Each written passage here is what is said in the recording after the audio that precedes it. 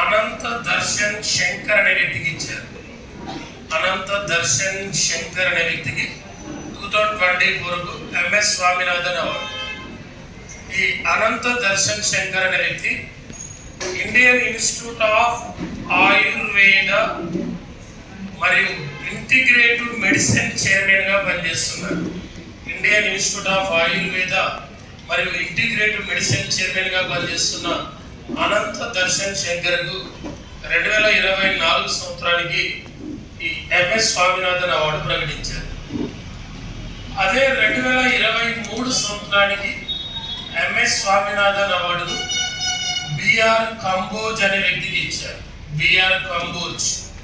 ఈ బిఆర్ కంబోజ్ ఎవరై అంటే హర్యానాలోని Chaudhary Charan Singh agriculture university vice ఛాన్సలర్గా పనిచేస్తున్న బిఆర్ కంబోజ్కు 2023 సంవత్సరానికి ఎంఎస్ స్వామినాథన్ అవార్డు ఇచ్చారు. అసలు ఈ ఎంఎస్ స్వామినాథన్ అసలు పేరు ఏంటంటే మాంకొంబు సాంబ శివన్ స్వామినాథన్ అనేది ఇతని యొక్క పూర్తి పేరు. ఈ ఎంఎస్ స్వామినాథన్కి వచ్చిన అవార్డ్స్ 1967లో ఈయనకు పద్మశ్రీ అవార్డు ఇచ్చారు. 1971లో రామన్ మెగాసిస్ అవార్డు ఇచ్చారు. 1972లో ఈయనకు పద్మభూషణ్ అవార్డు ఇచ్చారు. 1987లో వరల్డ్ ఫుడ్ ప్రైజ్ ఇచ్చారు. 1989లో పద్మ విభూషణ్ పురస్కారం ఇచ్చారు. 2024లో ఈయనకు భారతరత్న అవార్డు ప్రకటించారు. ఎవరికంటే ఎంఎస్ స్వామినాథన్. ఆ ఎంఎస్ స్వామినాథన్ జయంతి ఆగస్టు 7 ఇతని యొక్క జయంతి. ఎప్పుడంటే 1925. ఈయన యొక్క వర్ధంతి ఎప్పుడంటే సెప్టెంబర్ 28. ఆ సెప్టెంబర్ 28 ఏ ఇయర్ అంటే 2023. ఆ సెప్టెంబర్ 28 భగత్ సింగ్ యొక్క జయంతి కూడా. భగత్ సింగ్ జయంతి కూడా ఆగస్టు 28, సెప్టెంబర్ 28. ఏ ఇయర్ అంటే 1907. అదే భగత్ సింగ్ వర్ధంతి అయితే మార్చి 23. మార్చి 23 ఉన్న మరొక ఇంపార్టెన్స్ ప్రపంచ వాతావరణ దినం కూడా.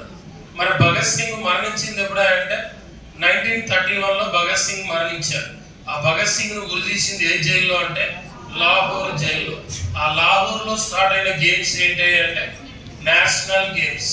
నేషనల్ గేమ్స్ స్టార్ట్ అయింది ఎప్పుడు 1924 లాహోర్లో స్టార్ట్ అయ్యాయి.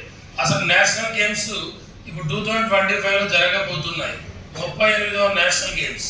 ఆ 38వ నేషనల్ గేమ్స్ ఎక్కడ జరగబోతున్నాయంటే ఉత్తరాఖండ్లో జరగబోతున్నాయి. ఆ ఉత్తరాఖండ్లోనే ఇటీవల భారతదేశంలో మొట్టమొదటి రచయితల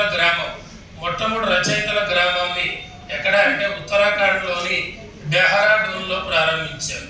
ఆ డెహ్రాడూన్లోనే జాతీయ అటవీ పరిశోధన సంస్థ కలదు.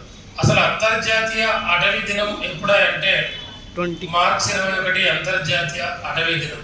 మనకు మొట్టమొదటి అటవీ విధానాన్ని రూపొందించేది 1890. ఇండియాకు ఇండిపెండెన్స్ రావడం కంటే ముందు అటవీ విధానాన్ని రూపొందించేది 1890. ఆఫ్టర్ ఇండిపెండెన్స్ మొట్టమొదటి అటవీ విధానాన్ని 1952లో రూపొందించారు.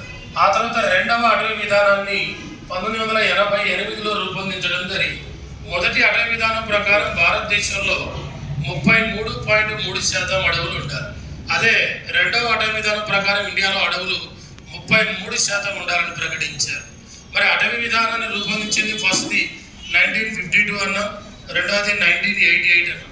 మనకు ఎఫ్ఎస్ఐ అంటే forest survey of India. Forest సర్వేను ప్రతి 2 సంవత్సరాలకు ఒకసారి విడుదల చేస్తారు. మన మొట్టమొదటి ఫారెస్ట్ సర్వే 1987లో విడుదల చేశారు. మళ్ళీ 2023లో 18వ ఫారెస్ట్ సర్వే రావాలి, ఇంకా రాలేదు. లాస్ట్ ఫారెస్ట్ సర్వే 2021లో వచ్చింది. అది ఎన్నోదంటే 17. అసలు ప్రపంచంలో మొట్టమొదటి అటవీ విశ్వవిద్యాలయాన్ని రూపొందించిన దేశం, ఏర్పాటు చేసిన దేశం అంటే రష్యా. రెండవ అటవీ విశ్వవిద్యాలయం ఎక్కడ అంటే చైనా. మూడవ అటవీ విశ్వవిద్యాలయం ఎక్కడుందంటే ఇండియా. ఆ ఇండియాలో ఎక్కడ అంటే తెలంగాణ. ఆ తెలంగాణలో ఏ జిల్లా అంటే సిద్దిపేట జిల్లాలో ఏర్పాటు చేశారు. రైట్. అది